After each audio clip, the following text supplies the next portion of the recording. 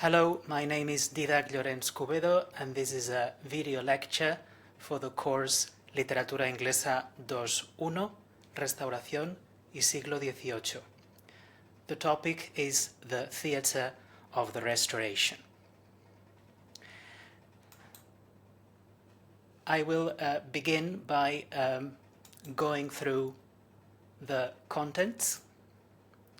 We'll begin by defining and delimiting the period. We'll talk also on how theatrical activity returns to England after the Protectorate or the Commonwealth. We will also look at how theatres and playhouses were as physical spaces, performing spaces. Then we'll move on to the moral dimension of Restoration comedy or Restoration drama.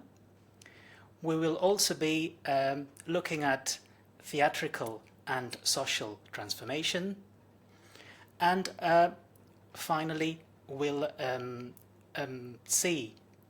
look at the causes why Restoration drama declines at the beginning of the 18th century. And we'll end with a summary and conclusion.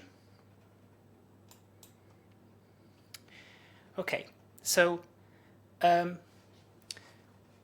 Restoration, the Restoration begins in 1660 with the coronation of Charles II.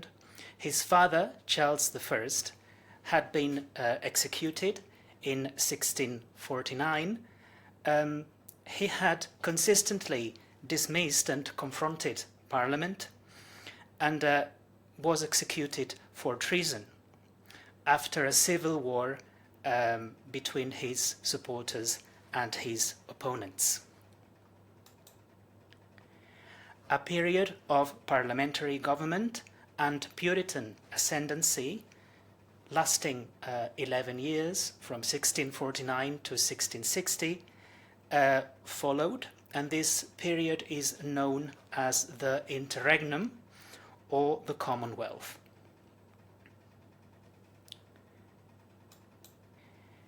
In 1653, Oliver Cromwell, who had led the opponents to Charles I, became Lord Protector and was succeeded by his son.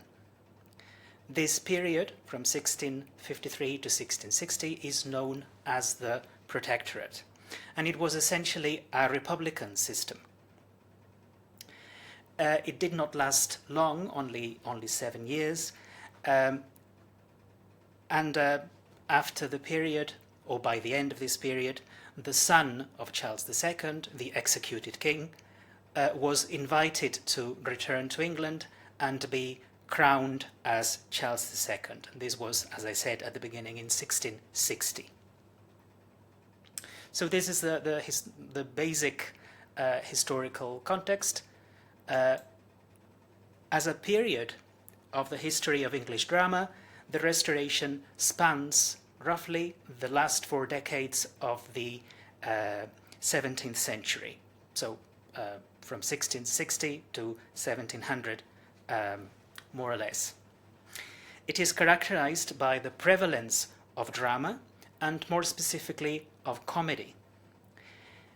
And Restoration comedy is considered a sort of golden age of British English drama, on a par with Renaissance drama.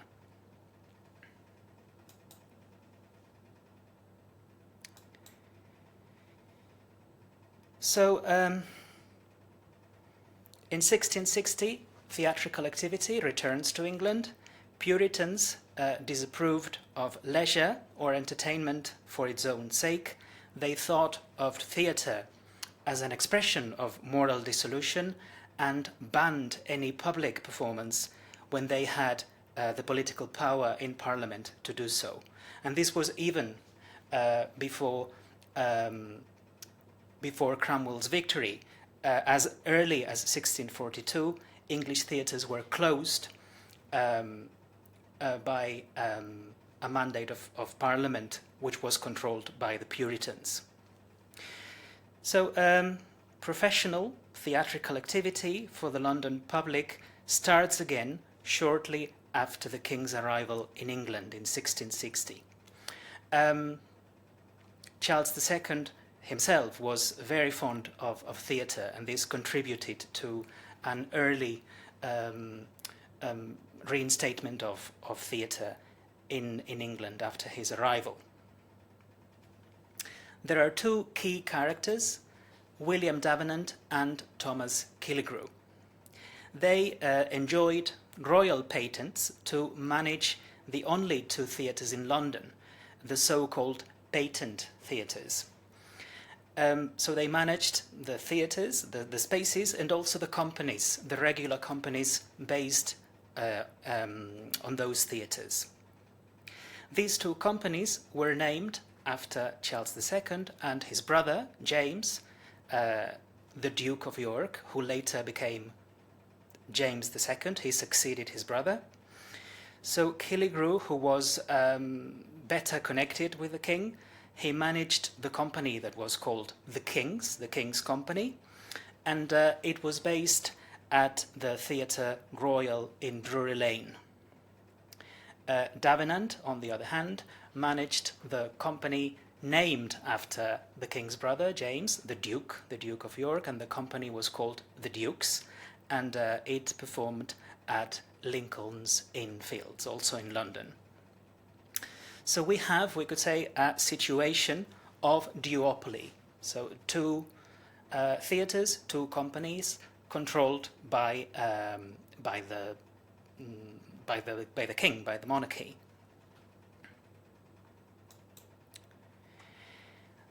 Approximately up to the 1680s, so the first 2 decades of the Restoration, Elizabethan and Jacobean drama were mostly performed. So there were many revivals of plays that had been successful before the interregnum.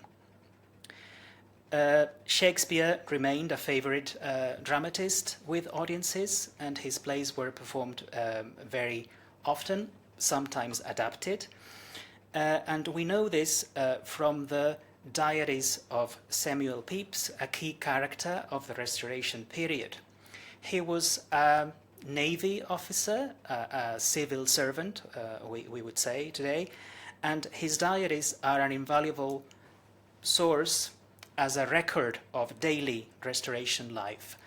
Pepys was a frequent theatre goer, and he often writes about plays, and not only about the plays themselves, but also about the social experience of going to a play, of going to the theatre. Apart from these revivals, there were also new plays inspired by French and Spanish contemporary drama, mainly Corneille and Calderon, as you can see here. And their plays were often adapted, so foreign plays, French or Spanish plays, were adapted, translated into English and adapted.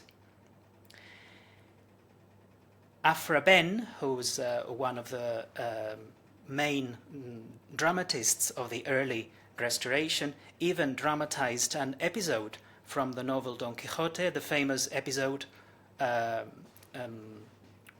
which you may know, called El Curioso Impertinente. So this was dramatized by Aphra Behn as a play, and she called it The Curious Husband. Okay, so this is point 3 now, theatres and performing spaces. As happened during the reign of his predecessors, plays were performed for the king, for Charles II, at court, as well as in public spaces for a general public. During the first years of the Restoration, there was a lack of adequate spaces for performing plays, so that tennis courts were used as theatres. And this was the case with Davenant Duke's Company, which initially produced plays at Lille Tennis Court, at Lincoln's Inn Fields.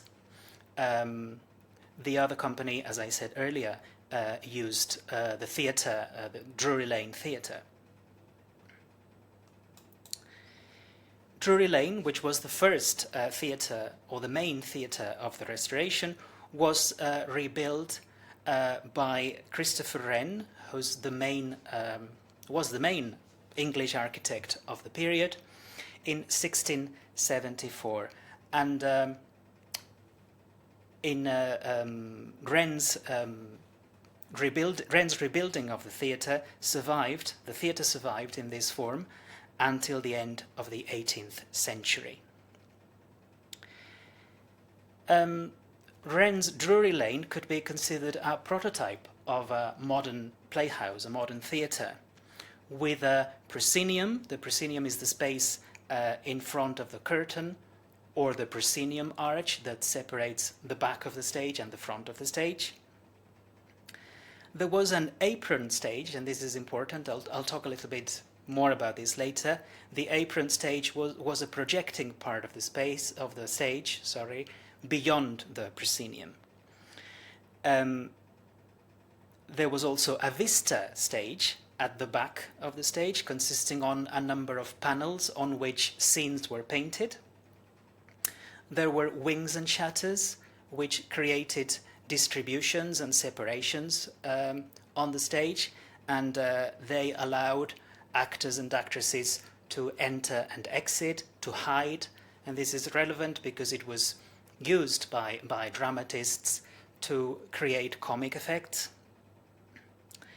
And then this is in the stage. Then there was the pit, the main sitting area opposite the stage, what we would call in Spanish la platea, the pit, the galleries above the pit, and the boxes, the palcos in Spanish, on the sides. So this was the basic form. This was Wren's Drury Lane Theatre, which was imitated in subsequent centuries.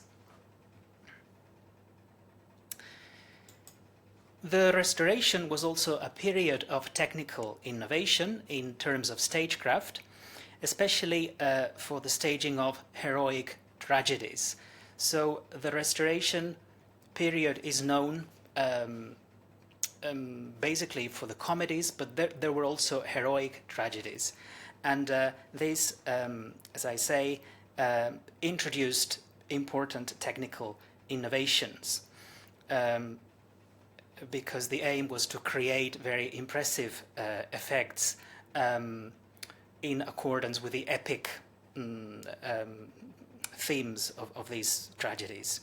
And Davenant was famous for these kinds of grand productions.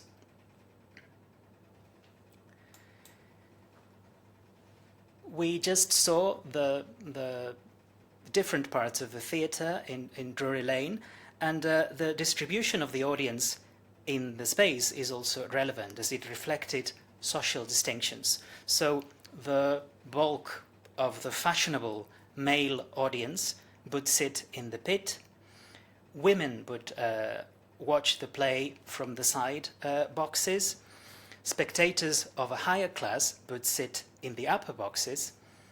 And middle-class citizens, they referred as cits at the time, and prostitutes would sit in the middle galleries. It was common for prostitutes to go to the playhouses looking for clients. And then footmen and lackeys, servants, would sit in the upper gallery. Audiences would have been considerably louder than today, and often interacting with actors. And orange girls were also a typical figure of Restoration theatres. So young girls who would stand in the pit and sell oranges in between the acts. I referred to the apron stage a moment ago. It was characteristic of Restoration drama, and it was the part of the stage where the main action focused. It was a projecting part of the stage, which allowed everyone in the playhouse to see and to listen.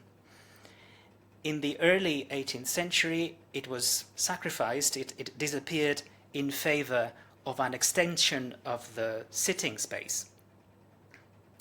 This meant that a wider section of the population could afford to go to the theatre, but also resulted in worse acoustic and visibility, especially for those sitting further away from the stage. Those sitting in the cheaper areas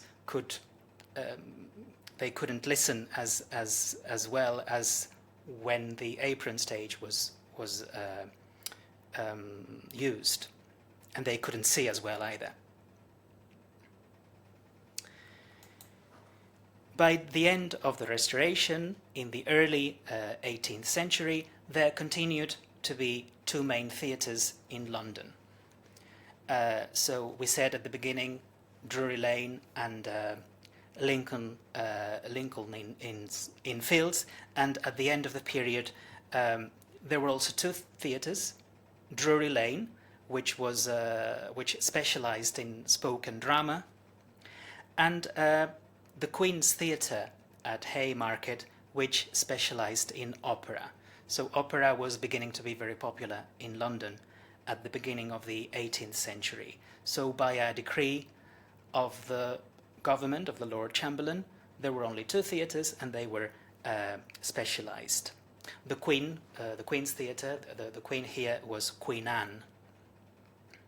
This was after the reign of Charles II, then James, then William and Mary, and then Queen Anne, and this theatre was named after her.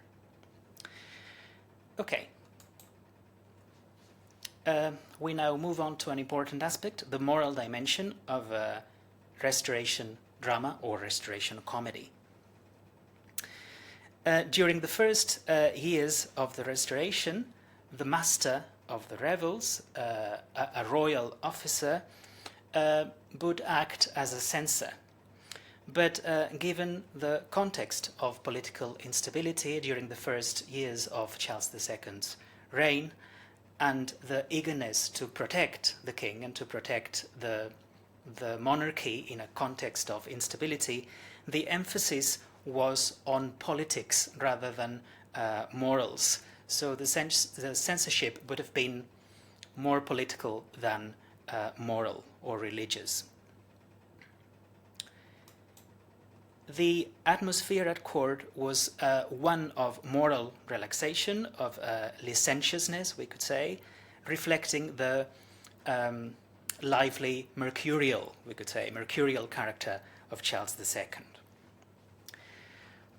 There were a number of court playwrights, such as John Wilmot, the Earl of Rochester, or Sir Charles Setley, who lived as rakes or libertines. A rake is we could say, defined as an immoral man. And they wrote some of the bawdiest comedies of the Restoration. Restoration comedy, however, has been considered amoral rather than immoral. It has been associated with the philosophy of Thomas Hobbes and its Epicurean emphasis on personal pleasure, personal appetite as the basic, as sufficient justification for behavior. And interestingly, Hobbes had been one of Charles II's instructors as a child, and he had quite an important influence on him. The moral climate of the Restoration can also be thought of as a political reaction, as a patriotic reaction to the Puritan morality of the interregnum, which was very strict and very restrictive of entertainment, of leisure, very restrictive of drama as well. There was almost a political, patriotic, as I said, dimension to this attitude of moral relaxation. But Puritan prejudice continued, the prejudice against the theatre. Some Puritan preachers even attributed the Great Fire of London, which devastated the city in 1666, they even attributed it to the reopening of theatres as a kind of punishment from God, an expression of God's wrath because of the return of theatrical activity. In 1698, Jeremy Collier, a Puritan divine, a Puritan preacher, published a very influential essay called Short View of the Immorality and Profaneness of the English Stage. This was in 1698. And it was an attack on contemporary theatre, drawing on modern and classical sources. It generated a pamphlet war, for and against, but theatrical activity at this point was too consolidated, it was too strong to be influenced by, to be seriously affected by Collier's ideas. Among the plays that Collier condemned, drawing attention to specific characters and specific situations, were those of William Congreve. And it is often assumed that Congreve's The Way of the World was a satirical response to Collier's attack. In the play, in The Way of the World, Lady Wishford, one of the characters in the play, Lady Wishford, who is a virtuous lady, but only on the surface, she has Collier's book, Collier's Short View, as a bedside reading, as a bedside book, but this is part of the satire in the play. During the 25 years of Charles II's reign, plays gradually ceased to reflect court morality, and they became increasingly accommodated to a bourgeois mentality, to bourgeois tastes, which tolerated bodiness, but within limits, and they expected the triumph of virtue over vice at the end of a comedy. This is an important evolution, an important change. So from drama intended primarily for the court to drama intended for a middle class, for a bourgeois audience.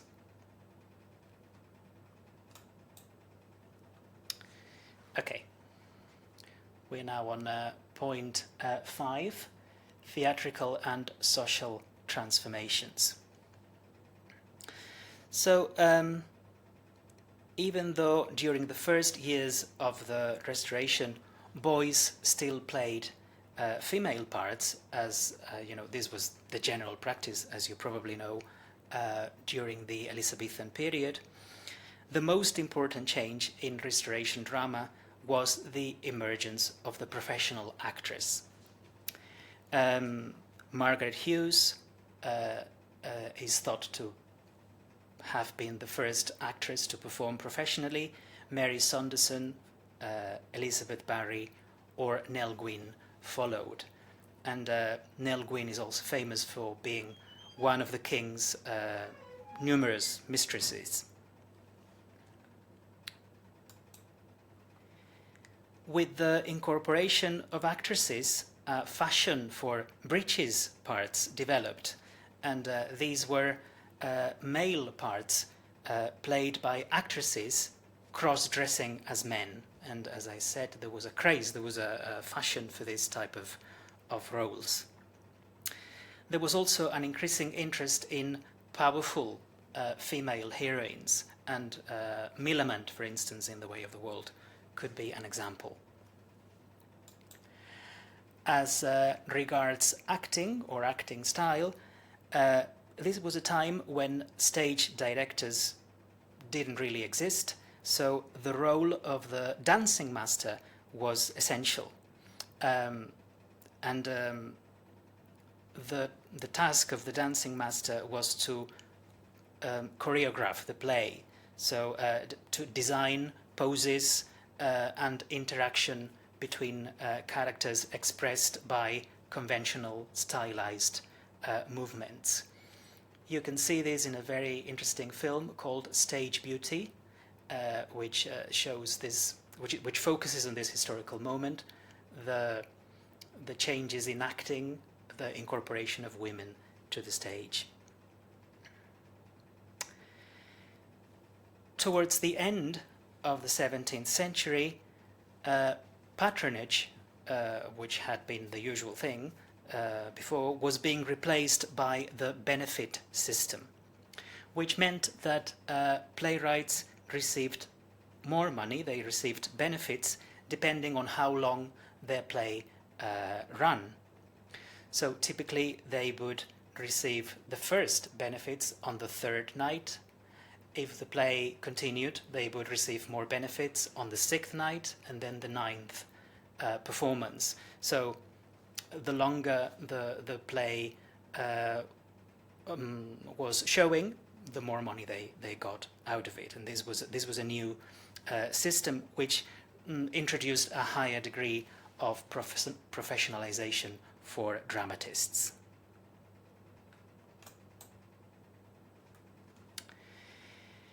As I was suggesting a moment ago, theatre became less important at court, partly because the monarchs that succeeded Charles II enjoyed it less.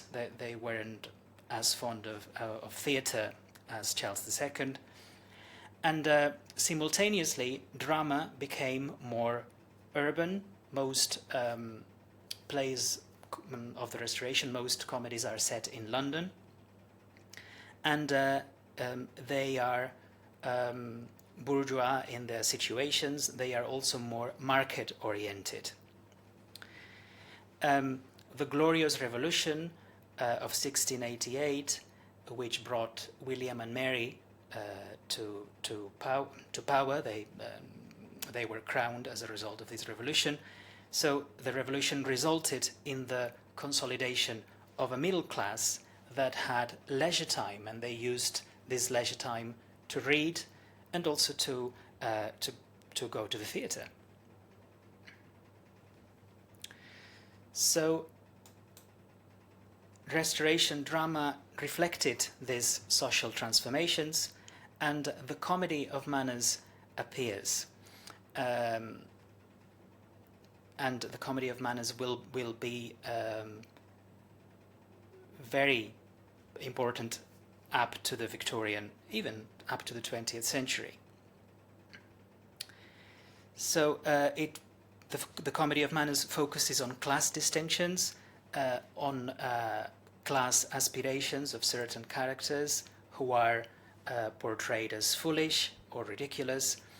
It focuses on behavioral differences between witty courtiers and sophisticated citizens, the cits, as I said earlier, silly country bumpkins.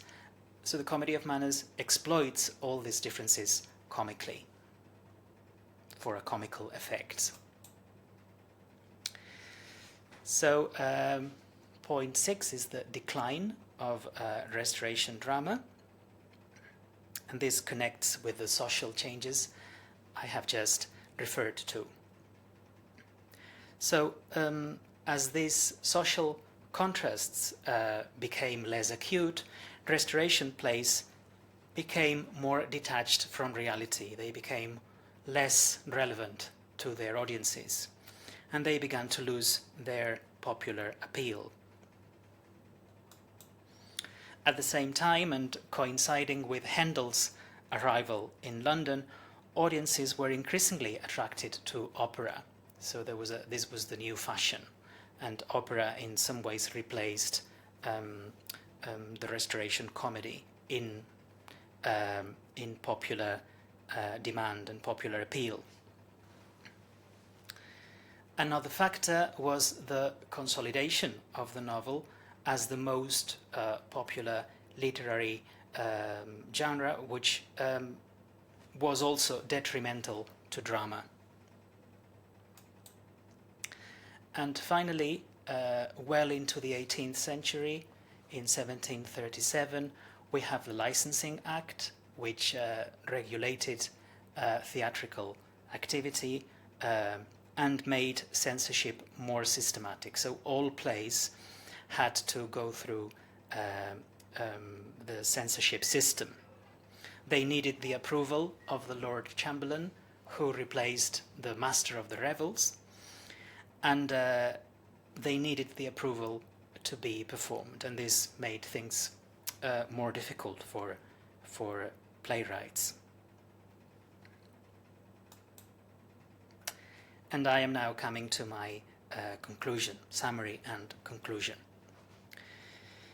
So the main aspects covered in this video lecture have been the historical, political and cultural circumstances in which theatre is reinstated in England with the Restauration.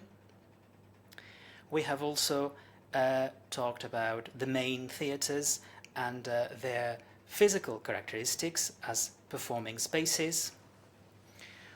We have also touched on the question of the amorality of Restoration comedy.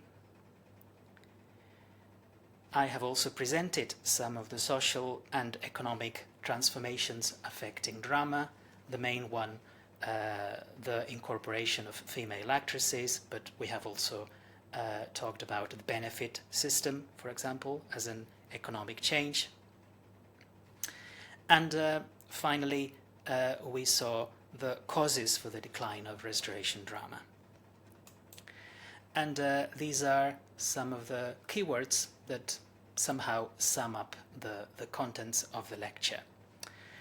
Restoration, Charles II, comedy, Puritans, William Davenant, Thomas Killigrew, patent theatres, Drury Lane, Samuel Pepys, Aphra Behn, apron stage, amorality, Jeremy Collier, William Congreve, bourgeoisie, actresses, breeches parts, and comedy of manners. These are the keywords.